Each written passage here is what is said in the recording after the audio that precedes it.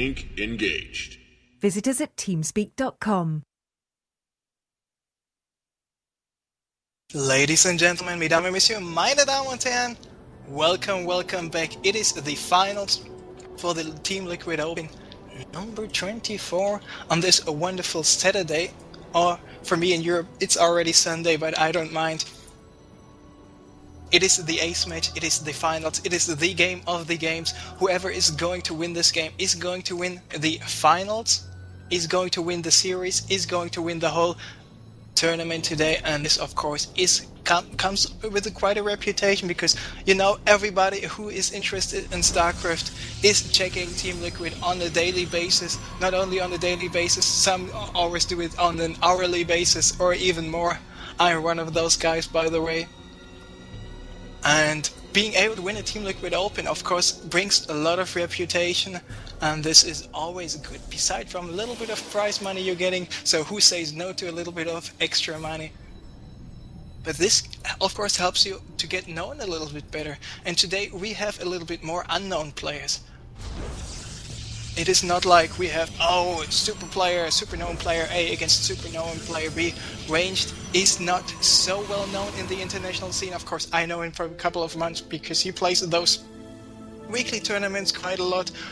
Young is one of the Korean guys who participates in the Team Liquid Open, and I think this is really good that we have a lot of Koreans participating, so we can see some more of Korean StarCraft action coming up, beside from those big events like GSL, like Koreans traveling to other events, MLG, DreamHack, etc, and of course all the ESL events too.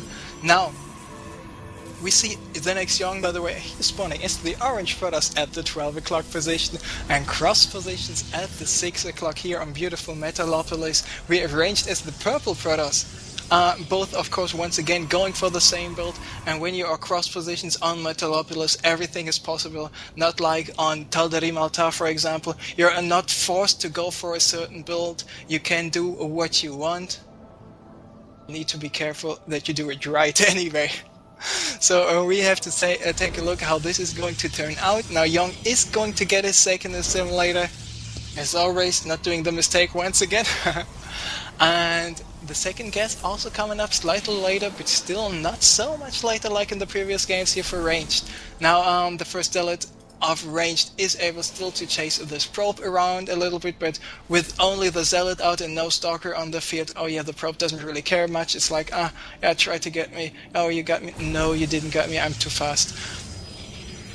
Same was going on with RaNgeD, but RaNgeD already left the building, left the base with his probe, so Young Zealot at least is happy that he was able to chase the probe away. And we have to wait just a couple of more seconds to see which build is coming out by both players. Judging by the previous games, of course, we can say RaNgeD is going to build a Robo facility, adds up 2 more gateways. We can say that Young might be adding 2 more gates and then a Robo, but this is not going to happen here in the final AS match. So Young changing up his build slightly, and RaNgeD changing up his build slightly as well, so this is interesting. So RaNgeD always was the guy who adds the Robo, and Young was always the guy who adds the 2 gateways after the first gateway, and now both guys are doing quite the opposite, so this is turning out to be quite interesting. Now probe on probe action, not just yet here at the Xel'Naga Watchtower. RaNgeD moves in, ZeNEXYong decides to move out, still loses a probe to the Stalker, so in that regard RaNgeD is up 1-0, because when we take a look at the units lost tab, it is 1 unit lost for Young, it is 0 units lost for RaNgeD, so he's up infinity to 0, or 1 to infinity, better to say. So RaNgeD looking very good. If he can keep up this ratio of killing units and not losing units, he should be in quite a good position. Anyhow, this is not too likely to happen in Protoss vs Protoss, so we have to see about this. Now Twilight Council coming up for Young, Twilight Council about to finish for RaNgeD right now, so looks like we are going to have some Blink research coming up once again. There's the Chrono Boost for RaNgeD on his Twilight Council. Meanwhile, Young is adding gateway number 2 and 3. Oh, is finishing with gateway number 2 and 3, excuse me. There's the warp gate. finished as well, so those gates are opened up. There are the stalkers being warped in. Now RaNgeD only coming up with his robo facility. Of course, if you go as a Protoss player for those gateways at first and then only at those Twilight Council, then the robo facility after you had those gateways out, you can have more stalkers more quickly on the field, so you are able to hold off any aggression a little bit better.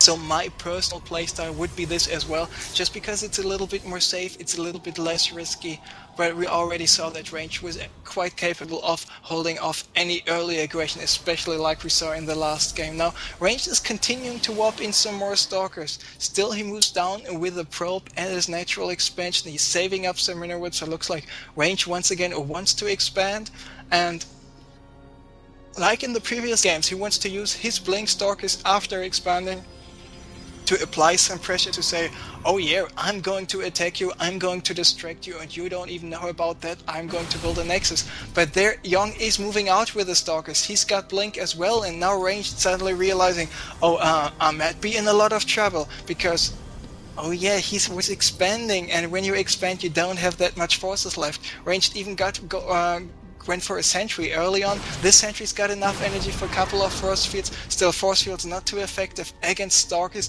but one thing he can do is going for a Guardian Shield. Guardian Shield, quite a good spell, especially when you don't have that many units on the field. Now the army supply for Yong is 31 compared to 25, so having slightly more stuff is a good thing. Takes out a probe, gets the pylon up here at the natural expansion. Who's going to win this is going to win the whole tournament, so this is a very, very tense moment right now.